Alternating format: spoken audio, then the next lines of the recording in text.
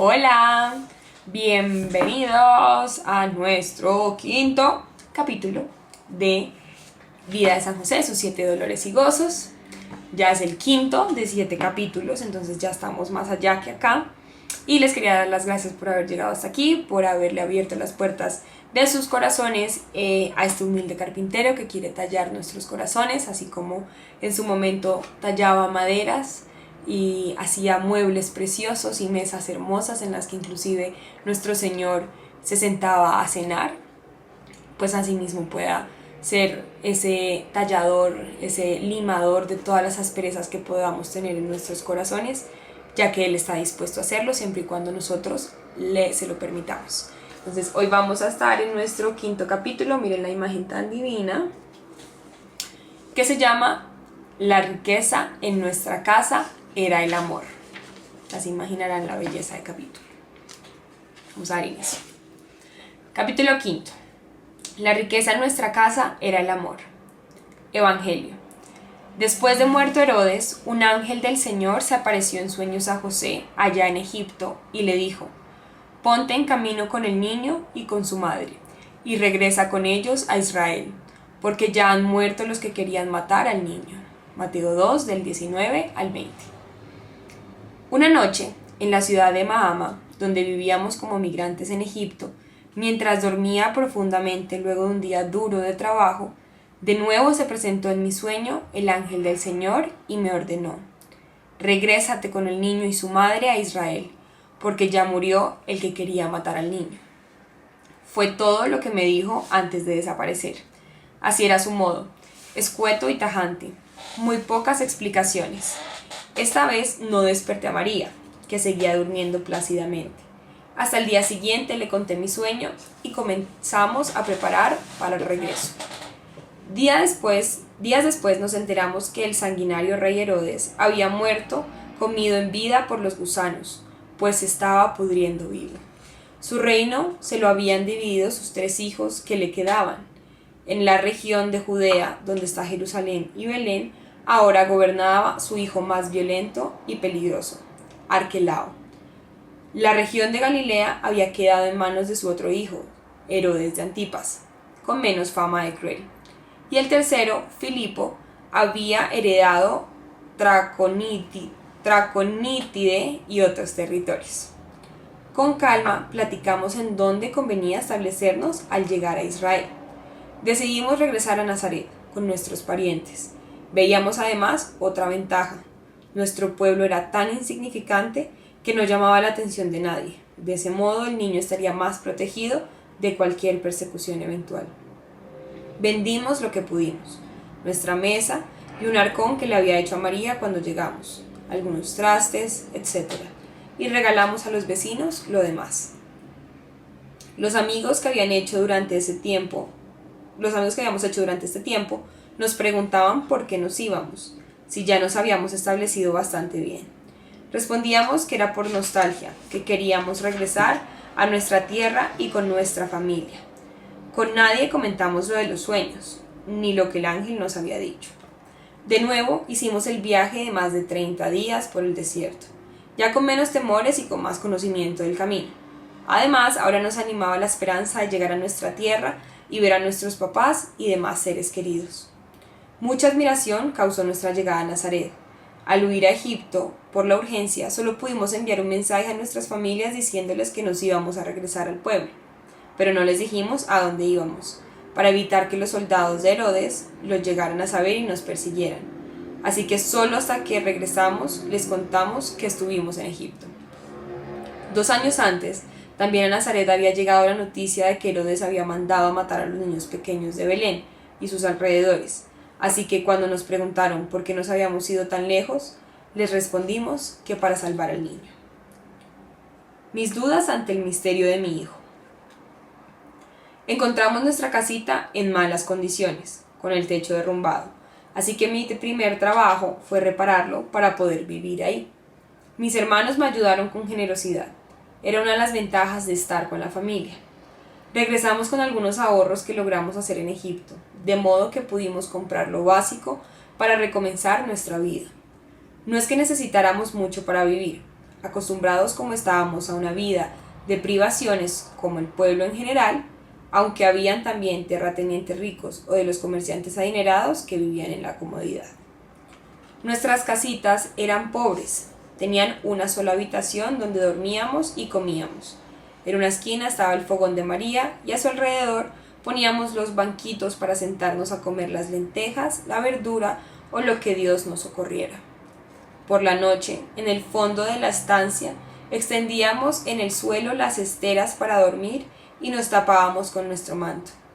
Ahí mismo dormían con nosotros las gallinas, el perro y una chivita que luego compramos para darle leche a nuestro hijo y que pudiera crecer sano.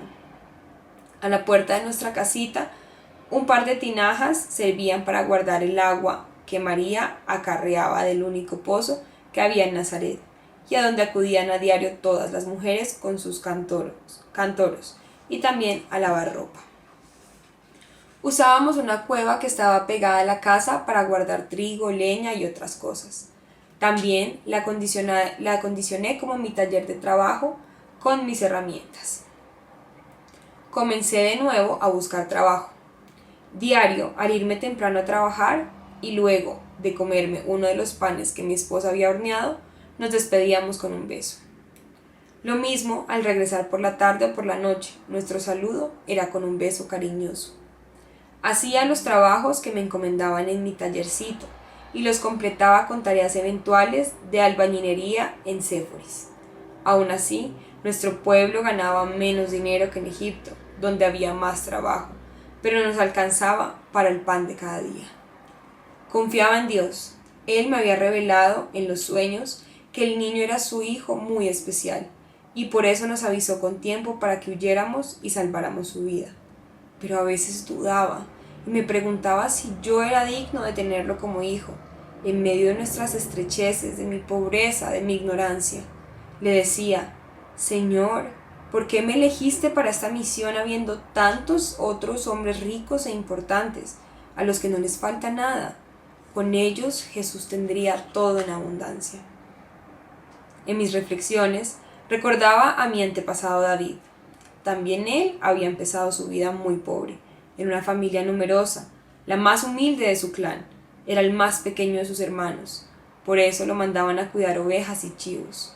Pero cuando luego Dios lo ungió a través del profeta Natán, le empezó a ir bien, llegó a ser rey y vivió con abundancia de comida en palacios llenos de servidores. Tal vez un día también mi hijo Jesús llegaría a ser rey como David, a vivir en un palacio con mucha gente a su servicio. Pero regresaba a la realidad y veía mis manos llenas de callos, aunque con salud. Sí, era pobre, pero Dios me había dado el tesoro más grande, mi niño y mi esposa. Ella era un ejemplo de mujer. También tenía las manos llenas de callos por su trabajo rudo, tanto tallar la ropa tratando de desmanchar mis túnicas que quedaban muy sucias por el trabajo, y la ropita de Jesús ni se diga. Su túnica siempre estaba llena de tierra y con manchas de todo. Remendaba las roturas hasta que le era posible, pues no teníamos para comprar prendas nuevas, y cuando ya no podía componer mis túnicas, aprovechaba los retazos para hacerle ropita al niño o incluso para algún otro sobrino también en necesidad. Ella se daba tiempo para tejer algún manto con el fin de venderlo y aportar algún dinero más a la casa.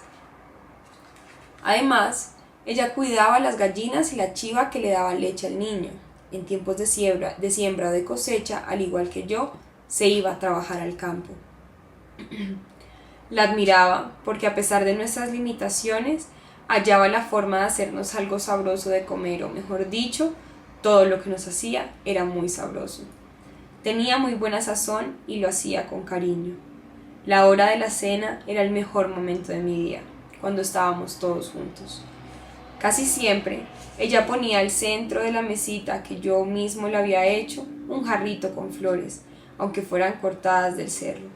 Al iniciar la cena me tocaba dar gracias a Dios. Luego, ella nos servía la comida que había preparado, acompañada de su pan horneado de tan rico aroma.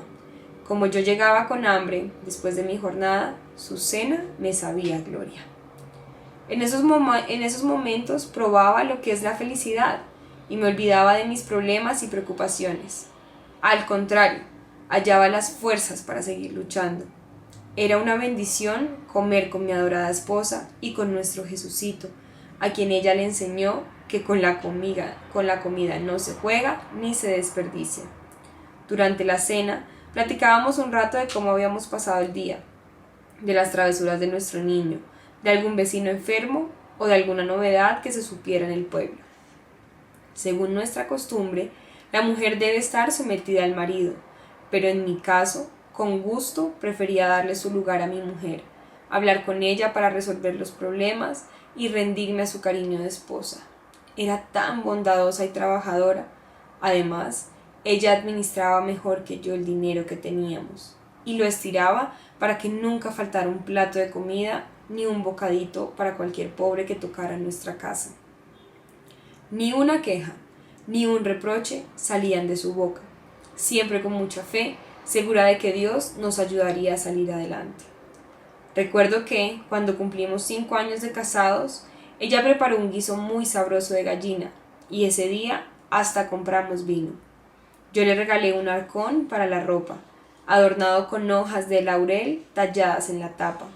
Lo recibió muy emocionada, y me sorprendió cuando de su parte me dio un manto a rayas que me había tejido para que los sábados fuera elegante en la sinagoga. El privilegio de ver crecer a mi hijo Jesús. Entre nosotros no es muy común que el papá se interese por los hijos cuando están chiquitos, como que es cosa que se les deja a las mamás, pero yo no seguí esta costumbre. Cuando regresaba de trabajar fuera de casa, cosa que era frecuente, mi Jesucito ya me estaba esperando. Apenas me veía llegar, dejaba a sus amiguitos y venía corriendo con sus bracitos levantados para que lo alzara, o se apretaba fuerte a una de mis piernas gritándome «Abba, Abba, papá, papito». Yo le levantaba y lo llenaba de besos mientras le preguntaba «¿Quién es mi tesoro? ¿Quién es el niño más fortachón de Nazaret? ¿Por qué te quiero tanto, hijo?». Y él pegaba a mi mejilla su carita llena de tierra. Le gustaba apretarme fuerte, aunque le picara mi barba. Con eso me pagaba, con creces, todo mi cansancio. Bracitos que me aprietan, me llenan de ternura y colmaban de alegría mi corazón. Me sentía feliz de ser su papito querido. Apenas empezó a hablar, le enseñamos los primeros rezos. Al iniciar el día, inclinados hacia el sur, hacia el templo de Jerusalén, su mamá y yo le hacíamos repetir: «Escucha, Israel, el Señor es nuestro único Dios. Amarás al Señor tu Dios con todo tu corazón, con toda tu alma y con todas sus fuerzas». Era bonito oír cómo repetía las palabras con su media lengua. Después, María y yo terminábamos con las 6 bendiciones que no sabíamos de memoria y que poco a poco también nuestro niño se fue aprendiendo. Me gustaba hacerle juguetes, aprovechando los desperdicios de madera de mi trabajo.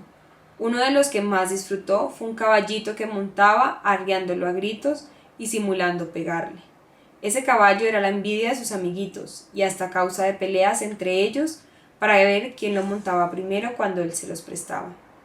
Le hice después una carretita con sus 2 ruedas para que la llenara de piedras y otras chucherías y le puse un hilo para que él pudiera jalarla. Más tarde le enseñé cómo hacer ondas para lanzar piedras como el abuelo David, que con una honda venció al gigante Goliat. Ya más grandecito, mi Jesús pasaba las mañanas con sus primos y otros vecinitos de Nazaret, inventando juegos y competencias sobre quién era el más fuerte, quién lanzaba las piedras más lejos o a veces haciendo travesuras, como cuando se iban a robar los higos en la huerta de su abuelo Jacob. Cuando yo regresaba por la tarde, él todavía tenía energías para pedirme que jugáramos en el patio. A veces María nos regañaba porque ensuciábamos de tierra nuestras túnicas. El acompañante más fiel de mi hijo era Faraón, su perro, al que quería mucho. Me mostraba cómo le había enseñado a obedecer. «Siéntate, Faraón, párate, échate». Luego le lanzaba un palo para que Faraón fuera a recogerlo. Este perrito, que Jesús recogió desde cachorrito en la calle, fue motivo también de discusiones familiares, porque Jesús quería que durmiera en su estera y su mamá no se lo permitía. A veces mi esposa me decía que yo era un papá muy consentidor. Me pedía que le llamara la atención al niño, pues se iba todo el día con sus primos y sus amigos y no le ayudaba en casa. Yo sabía que se escapaba a ver a sus abuelitos. Ellos lo querían mucho, sobre todo mi mamá, que lo tenía como su consentido. Déjalo, María, es un niño, que juegue con sus amigos.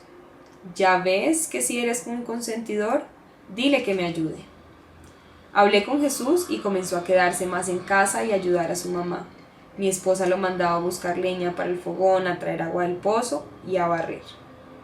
Hasta le enseñó cómo moler trigo y cebada en el molino de piedra. Cuando cumplió 7 años, llevé a mi Jesús con el rabino Isaacar, un anciano paciente como buen abuelo, para que le enseñara a leer y a escribir, como a los demás niños de su pueblo. La escuelita era la sinagoga y el libro de texto siempre fue la Biblia. El rabino les enseñaba a leer, a medio escribir, a hacer cuentas y también les explicaba la historia de nuestro pueblo, comenzando con la creación del mundo, la vida de los patriarcas, las aventuras del rey David. Hacía que se aprendieran de memoria los mandamientos, la ley que Dios le entregó a Moisés y las oraciones básicas, como las plegarias rituales que decíamos todos los sábados antes de leer y oír la explicación de algún pasaje de la Biblia. Los niños estudiaban en la sinagoga hasta los 12 años. Después de esto, su escuela era la vida. Por mi parte, también comencé a pedirle que me ayudara en algunos trabajos de mi taller, limpiar y preparar alguna madera, echarle betún a las vigas, preparar la cola o pegamento y otras tareas. Con cuidado le fui enseñando mi oficio, a manejar la sierra, la escuadra, la escofina y demás herramientas. Poco a poco fue aprendiendo lo que yo sabía de carpintería y de albañilería, a levantar muros, a reparar un techo, a arreglar puertas y ventanas. Algunas pláticas reveladoras. Cada sábado, por la mañana, los vecinos de Nazaret nos reuníamos en la sinagoga. Jesús y yo, con nuestro manto arreglado por María, nos íbamos al grupo de los hombres, mientras que ella se iba con las mujeres. Ambos grupos estaban separados por un barandal. Empezábamos todos de pie, mirando al frente, hacia el nicho donde estaban los rollos de las Sagradas Escrituras, depositados en un cofre lujosamente decorado. El rabino Isaacar dirigía el rezo de los salmos de entrada y las oraciones rituales. Se hacía la lectura de un texto de la Biblia y luego alguien lo explicaba. El comentario de la palabra de Dios podía hacerlo el rabino o algún otro hombre designado entre los que estábamos presentes. Varias veces me tocó a mí leer y dar la explicación. Me daban muchos nervios porque yo no estaba acostumbrada a leer y menos a hablar en público. Creo que a todos nos costaba comentar los textos sagrados, pero aún así teníamos que hacerlo. La celebración terminaba con la bendición. El resto del día lo dedicábamos a descansar, pues estaba prohibido cualquier trabajo e incluso caminar mucho. Aprovechábamos para visitar y convivir con nuestros padres, los míos o los de María. En algunas ocasiones nos quedábamos en nuestra casa a platicar y descansar. Un sábado, mientras recordábamos los días difíciles de cuando María quedó embarazada, ella me contó otros detalles que me sorprendieron. Cuando el ángel me pidió ser mamá de Jesús, no lo podía creer y me llegaron muchas dudas. Aunque ya estábamos casados, todavía no vivía contigo. Entonces, ¿cómo iba a llegar el niño? Esto, creo, te lo conté desde entonces, que el ángel me explicó que todo sería por obra de Dios.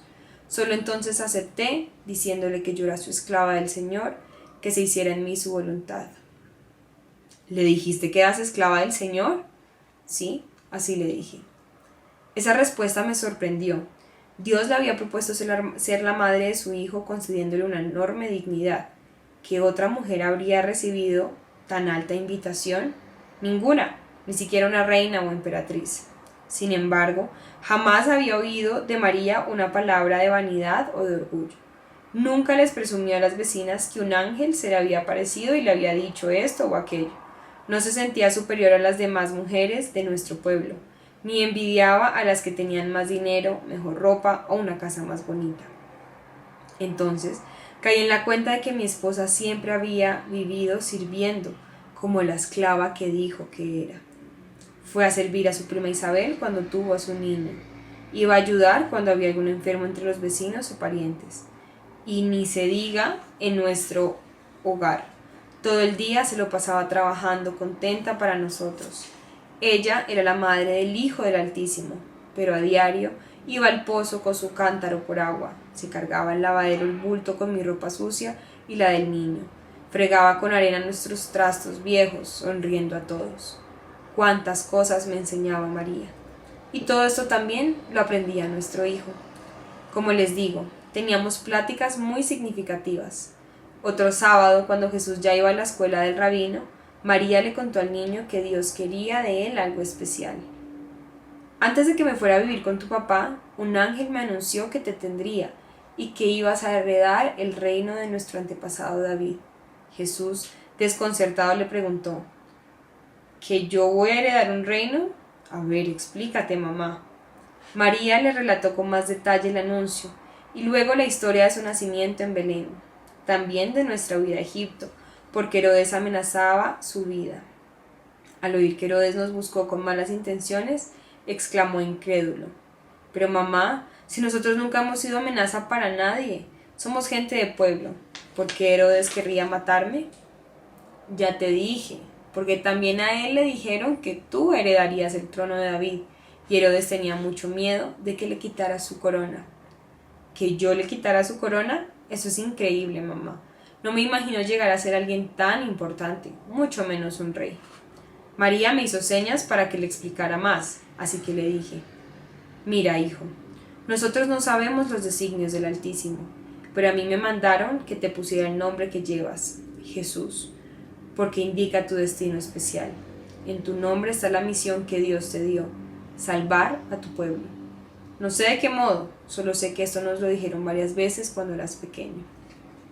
Cuando te presentamos en el templo de Jerusalén, un anciano nos lo dijo claramente. Yo creo que inspirado por el Señor. Entonces, ¿mi destino es salvar a nuestra gente así como el rey David nos salvó a los filisteos? No lo sé, hijo. Dios te indicará. Nos han dicho que tú vas a salvar a nuestro pueblo. No sé si como rey o de alguna otra forma que el Señor quiera. Jesús quedó pensativo con estas revelaciones sobre su nacimiento y su futuro. Nos hizo más preguntas, pero nosotros no podíamos contestárselas todas. Solo lo animamos, diciéndole que si Dios lo había elegido, Él mismo se encargaría de guiarlo, que le rezara y se abandonara en sus manos, así como le habíamos enseñado nosotros y el rabino. La vez que puse en grave peligro a mi familia. Algunos meses más tarde sucedió una tragedia. Judas, apodado el Galileo, organizó un levantamiento popular en contra de los romanos porque nos aumentaron los impuestos. Ya desde años atrás, en tiempos del censo, Judas había promovido protestas. Pero en esta ocasión, con varios cientos de seguidores llamados celotas, se alzó en armas, logró conquistar la vecina ciudad de Séforis y asaltó la fortaleza romana, donde se robó las armas y mató a los soldados. Yo entendía bien su protesta y su levantamiento. Era injusto tener que pagar más impuestos sobre lo poco que ganábamos. Apenas teníamos para vivir. Por eso la mayoría del pueblo simpatizaba con los celotas, porque luchaban en nombre de todos y arriesgaban su vida. En lo que yo no estaba de acuerdo era con sus métodos violentos, porque provocaban más muertes. Séforis era una ciudad importante, un centro comercial que se especializaba en el comercio de telas. Pues bien, luego de que Judas y sus hombres asaltaron la fortaleza, el delegado romano en Siria, Quintilio Varo, contraatacó con sus legiones y aplastó a sangre y fuego la revuelta. Nuestros paisanos se atrincheraron en Séforis, pero los romanos arrasaron la ciudad destruyendo casa por casa. Apresaron a cientos de celotas y los crucificaron en las afueras y a lo largo del camino hasta Nazaret. Fue algo horrible. Una noche, durante la represión de las legiones, llegaron a Nazaret unos paisanos huyendo de los romanos que los venían persiguiendo. Nadie se atrevía a esconderlos o darles ayuda. Era muy peligroso, pero por otra parte, pronto serían alcanzados por los legionarios a caballos y los matarían sin piedad. No había tiempo para pensar y veía que las casas de los vecinos habían cerrado sus puertas a cal y canto. Me arriesgué a llamarlos discretamente en la oscuridad y los llevé hasta una cueva escondida en el cerro. Regresé a mi casa con un miedo enorme, pues algún chismoso podría haberme visto y delatarme con los romanos. De los fugitivos no supe más. Estaba con el alma en vilo, por el grave peligro en que había puesto a mi familia. De hecho, poco después llegaron al pueblo soldados a caballo y comenzaron a revisar casa por casa y a preguntar por los fugitivos. Encontraron escondidos algunos y los asesinaron sin compasión, y a quien los ayudó también los torturaron o los mataron. Fueron horas de terror en todo el pueblo. Por el susto yo me enfermé del estómago y tardé más de una semana en curarme. Pero no me arrepentí de haber ayudado a esos hermanos. Los soldados siguieron vigilándonos varios días. No podían ver un grupo de hombres reunidos en la calle porque los apaleaban o se los llevaban a la cárcel. Ante la mínima resistencia, los mataban sin piedad. Jesús ya tenía como 10 años y se dio cuenta de todo, también del peligro en que puso a su madre y a él mismo, pero no me dijo nada. Vio también a los hermanos crucificados a lo largo del camino, un espectáculo terrible que mostraba toda la crueldad y la injusticia de nuestros invasores. Nos cuentan los evangelios apócrifos. Conocido como el Evangelio de Pseudo Tomás, se trata de un escrito bastante difundido en la antigüedad. Se le atribuyó a Santo Tomás, el hermano de Jesús, que se cita en Marcos 6:13. Sin embargo, los estudiosos dicen que el autor no era judío, pues no conocía bien las costumbres de Palestina, ni su estilo literario. El objetivo del escrito fue defender la divinidad de Jesús, y por eso lo presenta con poderes divinos desde niño. Varias de las anécdotas que cuenta siguen siendo populares hasta nuestros días. Este evangelio apócrifo resalta la responsabilidad que José siente para educar y corregir a Jesús. Cuando Jesús tenía 5 años, se puso a jugar con un barro y modeló 12 gorriones. Era día sábado y otros niños jugaban con él. Un vecino que vio lo que hacía Jesús fue con su padre José a acusarlo de que estaba haciendo algo prohibido en sábado, día en que se tenía que descansar. José fue con Jesús y le llamó la atención. ¿Por qué haces en día de sábado algo que no está permitido? Pero Jesús, aplaudiendo, dijo a los gorriones del lodo: vuelen. Los pajaritos abrieron sus alas y, piando, se echaron a volar. Todos los presentes quedaron admirados. Como José era carpintero, un hombre rico le encargó que le hiciera una cama, pero José cortó una de las maderas más pequeña que la otra y no sabía qué hacer. Entonces el niño Jesús le dijo a su padre José: coloca las 2 piezas en el suelo e iguálalas de un extremo. José hizo como el niño le había indicado. Jesús se puso al otro lado donde estaban las maderas desiguales, jaló la pieza más corta y la igualó a la otra. Su padre José quedó admirado y abrazó a Jesús diciéndole: dichoso de mí, porque Dios me dio a este niño. En otra ocasión, durante la época de la siembra, Jesús salió con su padre para sembrar trigo en su campo. Mientras José sembraba, el niño sembró también un grano de trigo. Cuando llegó el tiempo de la cosecha, Jesús recogió 100 medidas del único granito que había sembrado, de modo que llamó a los pobres del pueblo y les dio trigo, y José se quedó con el restante. Jesús tenía 8 años cuando hizo este milagro. Otro escrito popular en Oriente y que incluso fue tenido en cuenta por Mahoma en su libro del Corán es el llamado Evangelio árabe de la infancia.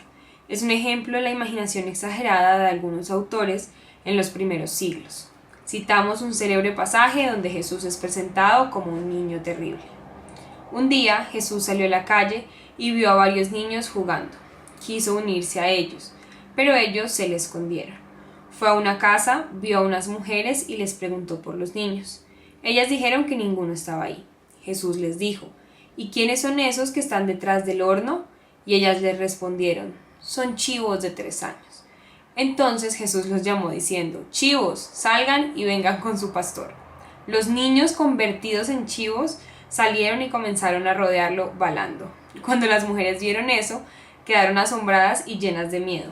Rápidamente se postraron ante el Señor Jesús y le imploraron: oh Señor nuestro Jesús, Hijo de María, realmente tú eres el buen pastor de Israel. Ten piedad de tus siervas que están ante ti, porque tú, nuestro Señor, viniste a salvar y no a destruir. Ahora nosotros pedimos e imploramos tu misericordia para que vuelvas su antigua forma a estos niños, tus siervos. Entonces el Señor Jesús dijo: Niños, vengan, vamos a jugar. Al instante, en presencia de esas mujeres, los chivos se convirtieron en niños nuevamente. Y así damos final a nuestro quinto capítulo del libro Vida de San José. Qué capítulo más lleno de historias, podemos llamarlas también leyendas. Recuerden que este libro también está basado en evangelios apócrifos, que son evangelios que no están aprobados por la Iglesia Católica, pero que nos sirven también como pretexto de podernos imaginar y también, digamos que poder humanizar mucho más la vida de nuestro Señor en el día a día, sobre todo pues en su infancia, en donde no tenemos mucha información, y nos permite ver el lado humano, el lado cotidiano de la familia de Nazaret. Entonces espero les haya gustado mucho y sobre todo pues que de todo lo que leímos puedan quedarse con lo más lindo, lo más valioso y esas enseñanzas que nos deja San José una vez de nuevo, pues recordándonos que no es lo material, los lujos y los bienes los que van a hacer que nuestra familia prospere y se convierta en una familia santa, sino el amor y la fe con el que vivimos cada día. Dios los bendiga y nos vemos mañana para nuestro 6º capítulo. Ya nos quedan solo 2. Chao, chao.